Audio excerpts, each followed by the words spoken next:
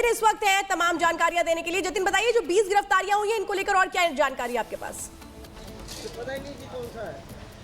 बिल्कुल, देखिए 20 लोगों को इस पूरे मामले में जो गिरफ्तार है वो किया गया है, दो अलग अलग डिस्ट्रिक्ट से किया गया है। साउथ दिल्ली से गिरफ्तार किया गया और साउथ वेस्ट दिल्ली से गिरफ्तार किया गया। और इनके पास से बांग्लादेशी डॉक्यूमेंट्स भी पुलिस ने रिकवर किए हैं। पिछले 48 घंटे में ये जो ड्राइव है दिल्ली पुलिस द्वारा इन दो डिस्ट्रिक्ट्स में चलाई जा रही थी। इनके पास से बांग्लादेशी डॉक्यूमेंट्स रिकवर किए गए, इनसे पूछताछ की गई और ये पता किया जा रहा है कि आखिरकार किनकी मदद से ये जो 20 लोग हैं ये यहाँ पर पहुंचे थे। हालांकि इनकी संख्या और भी ज्यादा हो सकती है, क्योंकि लगातार जो पुलिस एडमिनिस्ट्रेशन है इन सभी से पूछताछ कर रहा है। पिछले कुछ दिनों में जिस तरीके से क्राइम की गतिविधियां सबसे ज्यादा दिल्ली में हो रही थी, उसमें भी रोहिंग्या बांग्लादेशियों का सबसे बड़ा रोल सामने आ रहा था। और यही कारण है कि दिल्ली पुलिस अलग अलग लोकेशन में इस तरीके से ड्राइव चला रही है। खास तौर पर साउथ दिल्ली का इलाका जो पॉश इलाकों में से एक माना जाता है, वहां पर इस तरीके से घुसपैठ करना, स्लम्स में रहना और उसके बाद आपराधिक गतिविधियों को अंजाम देना। 20 लोगों की गिरफ्तारी अभी तक की गई है। इनको डिपोर्ट करने का जो काम है वो एडमिनिस्ट्रेशन द्वारा किया जा रहा है। एफआरआरओ को इस पूरे मामले में जानकारी जो है वो साझा की जा रही है,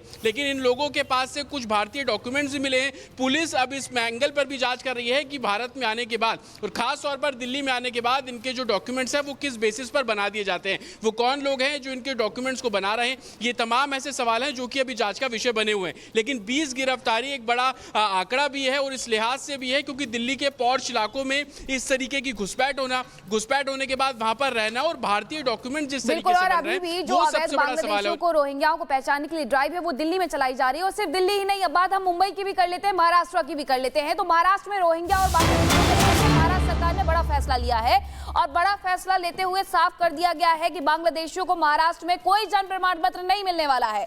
रोहिंग्याओं को भी जन्म प्रमाण पत्र नहीं मिलेगा। पहले से जो प्रमाण पत्र गलत तरीके से जारी किए गए थे उन सभी को रद्द किया जाएगा, उन सभी की जांच की जाएगी। ये बड़ा आदेश महाराष्ट्र में भी दिया गया है महाराष्ट्र सरकार के द्वारा कि बांग्लादेशियों को और साथ ही रोहिंग्याओं को कोई जन्म प्रमाण पत्र नहीं मिलेगा। जिन्हें मिला है उनकी जांच होगी।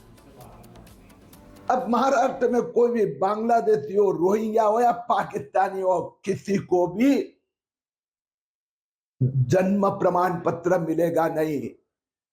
जुलाई से दिसंबर 6 महीने में महाराष्ट्र में एक षड्यंत्र बना जिसमें कोई पॉलिटिशियन है, कुछ अधिकारी है, बांग्लादेशी एजेंट है।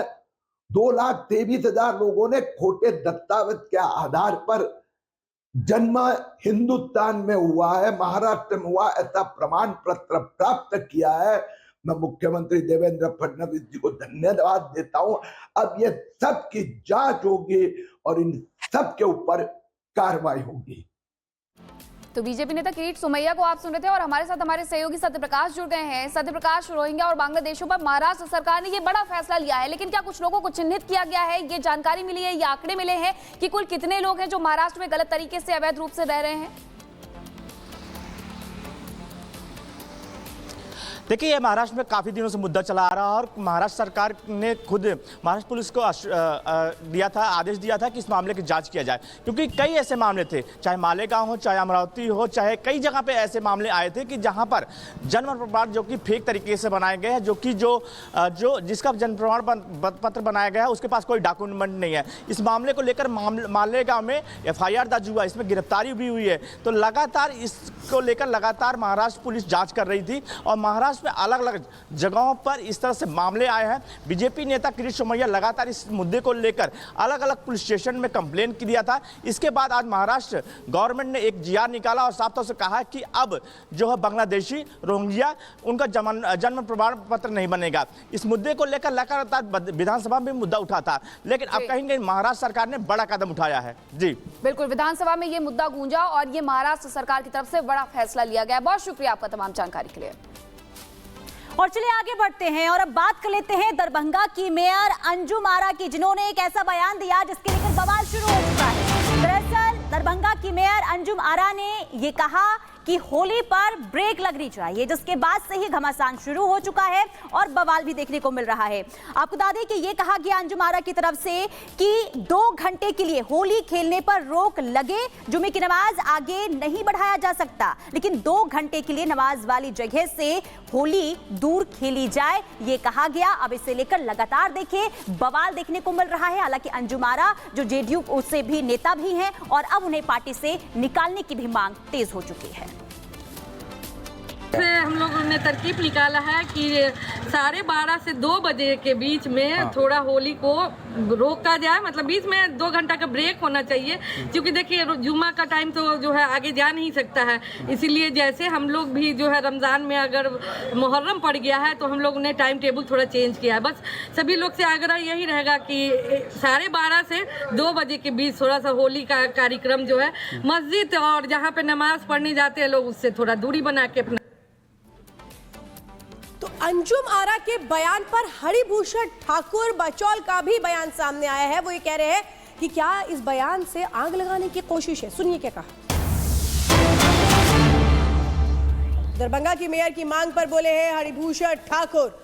वो साफ तौर पे कह रहे हैं जिस तरीके से मांग की गई है अंजुम की ओर से, वो सीधे सीधे क्या दरभंगा में आग लगाना चाहती हैं। सुनिए क्या कहा। देखिए, वहाँ के कलेक्टर ने भी इसका खंडन किया है इस बात का, और दरभंगा का मेयर आग लगाना चाहती है समाज में। और मैं पूछना चाहता हूँ उन लोगों से जो मेरे वक्तव्य पर तरह तरह की बातें कर रहे थे, आज उनकी जुबान क्यों बंद है, जुबान क्यों नहीं खुल रहा है। धर्मनिरपेक्षता के नाम पर इस्लामीकरण और जिहादीकरण इस बिहार राज्य में नहीं चले। वो आग लगाना चाहती है और होली धूमधाम से मनेगा। कोई माई का राज बिहार में होली को रोक नहीं सकता। कहीं कोई रिएक्शन नहीं है। मैंने संविधान के दायरे में बयान दिया था, कहीं से भी असंवैधानिक मेरा बयान नहीं। आप फिर इसको पार्टी पॉलिटिक्स से मत देखिए, इसको होली के नजरिए से देखिए, देशभक्ति के नजरिए से देखिए।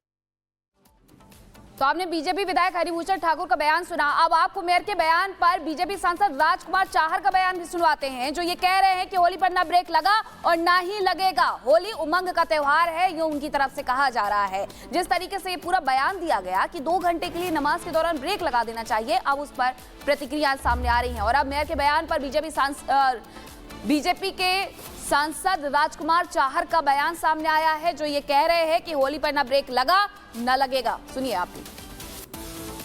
अंजुम आरा जो है मेयर हैं दरभंगा की, वो कह रही हैं कि होली वाले दिन जो है जिस वक्त नमाज होती है 2 घंटे के लिए होली पर ब्रेक लगा देना चाहिए 12 से 2 बजे तक। वो कह रहे हैं कि नमाज का समय तो नहीं आगे बढ़ सकता है, लेकिन होली के मामले में तो ब्रेक लगाया जा सकता है। मुझे लगता है कि होली पे आज तक न कोई ब्रेक लगा पाया, न कोई जीवन में ब्रेक लगा पाएगा। होली उमंग का त्योहार है, वो भी होली खेलें, हम भी होली खेलते हैं, हम भी